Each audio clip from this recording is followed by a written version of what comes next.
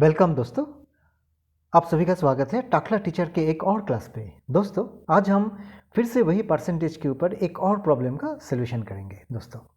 तो चलिए पहले हम क्वेश्चन को बहुत सही तरीके से पढ़ लेते हैं ताकि हमें आंसर करने में कोई मिस्टेक या गलती ना हो जाए। Okay, so let's read the question very carefully. Raj requires 40% to pass. If he gets 185 marks, falls short by 15 marks to pass, what were the total marks of the examination? राज बल्कि एक student ने exam दिया, उस exam में पास करने के लिए 40% mark चाहिए। राज को मिला है सिर्फ 185 मार्क्स, मतलब फॉल्स शॉर्ट बाई 15 मार्क्स, मतलब 185 मार्क्स राज को मिला है और वो मार्क 15 मार्क्स शॉर्ट हुआ पास करने के लिए, मतलब पासिंग परसेंटेज ऑफ 40% पाने के लिए। तो सवाल ये है कि what were the total marks of the examination. तो एग्ज़ाम जो हुआ था वो टोटल कितने मार्क का एग्ज़ाम हुआ था, तो हमें टोटल मार्क का निकालना है, जिसको पास राज नहीं कर पाया। 15 मार्क्स से वो फेल कर गया, तो 40% उसको नहीं मिला।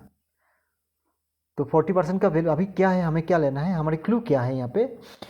40% पासिंग मार्क है और ये 40% मार्क उसको नहीं मिला। कितने मार्क से नहीं मिला? 15 मार्क शॉर्ट हुआ।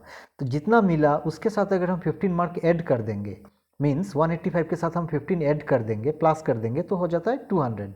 सो ये 200 मार्क जो है वो था 40% मार्क, मतलब 40% का वैल्यू है 200 मार्क्स, जिससे वो पास कर जाता। ओके, तो 200 मार्क्स जो 40% है वो अगर पासिंग मार्क है, तो टोटल कितना मार्क था जिसकी 40% 200 है। ओके, तो उसी के ऊपर डिपेंड करके हम ये प्रॉब्लम का सल्यूशन करेंगे।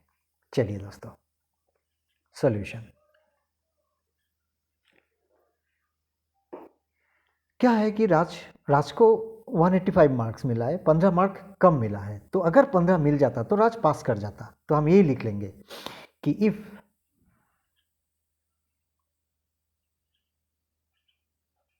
राज would have scored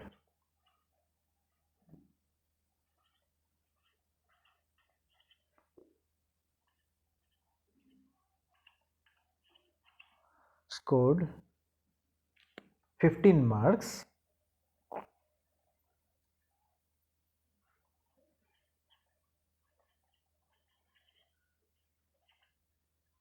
he would have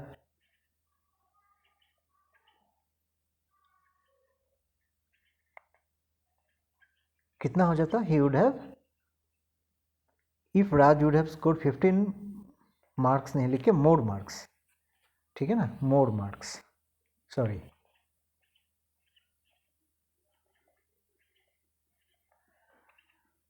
marks he could have passed, he could have passed the examination, right, है ना, सही बात। that is IE means that is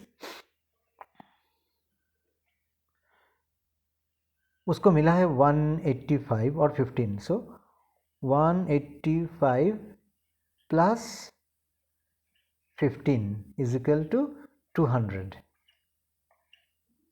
हो जाता ना, 200 marks, which is equal to 40%, right?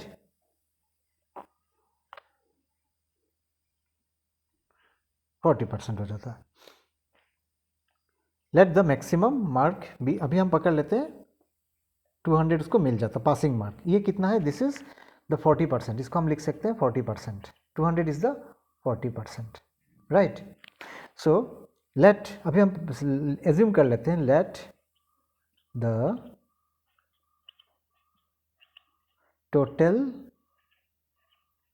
Mark be x, therefore 40% of x is equal to how much, 200, है ना। 40% of x is equal to 200 implies, तो 40% को हम किस तरह लिख पाएंगे, 40 डिवाइडेड बाई %, है ना, 40% हो गया 40%। ऑफ के जगह में हम लिख लेंगे मल्टीप्लाई, और x तो x है, इज इक्वल टू यहाँ पे क्या है 200, राइट। तो अभी क्या हो जाएगा, इसके साथ हम इनको काट देंगे। सो 4/10x, सो 4x/10 इम्प्लाइज, ऊपर में क्या है अपना 4x, नीचे में क्या है 10, इज इक्वल टू ये साइड में क्या है 200, इम्प्लाइज क्या हो जाएगा, इम्प्लाइज 4x के साथ इसका मल्टीप्लाई कर देंगे। सो 1 के साथ 4x मल्टीप्लाई करने से 4x यहाँ पे आ जाएगा, इज इक्वल टू कितना हो जाएगा 2000, 10 इंटू 200 2000, इम्प्लाइज x के क्या होगा, दोनों जगह में अगर हम 4 से इधर भी डिवाइड कर देंगे, 4 से इधर भी डिवाइड कर देंगे, तो ये 4 के साथ ये 4 हो जाएगा, और इसके साथ हम करेंगे तो क्या 500, राइट। यहाँ पे आ जाएगा 500, इज इक्वल टू क्या हो गया, implies x is equal to 500 marks. और ये x क्या है अपना, क्या है x इज इक्वल टू, कहाँ है x is the total mark, so x is the total mark, ये रहा अपना।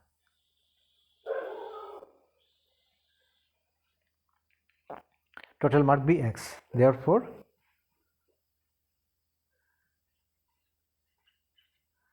the total marks of the examination, total marks of the examination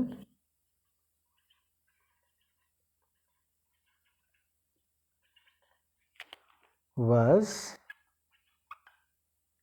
what 500, x total mark, और x का value 500, so this is the answer दोस्तों, this is the answer. तो इसको हम verify भी कर सकते हैं किस तरह से, कि 40% ऑफ 500 कितना हो गया, 40% ऑफ 500 इज 200, है ना। सो ये रहा करेक्शन हमारा। देखिए अब 40% ऑफ 200 इज इक्वल टू कितना हुआ, ये 2 0 के साथ ये 2 0 चला गया, तो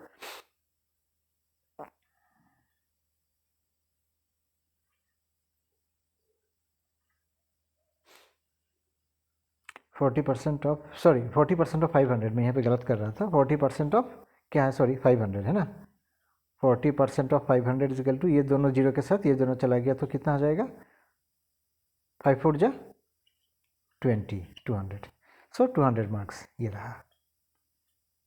सो दोस्तों अगली बार हम फिर से कुछ एक नया प्रॉब्लम लेके आएंगे और उसका सोल्यूशन करेंगे। तो तब तक के लिए bye and take very good care of yourself, और अगली बार फिर से मिलेंगे। Bye bye.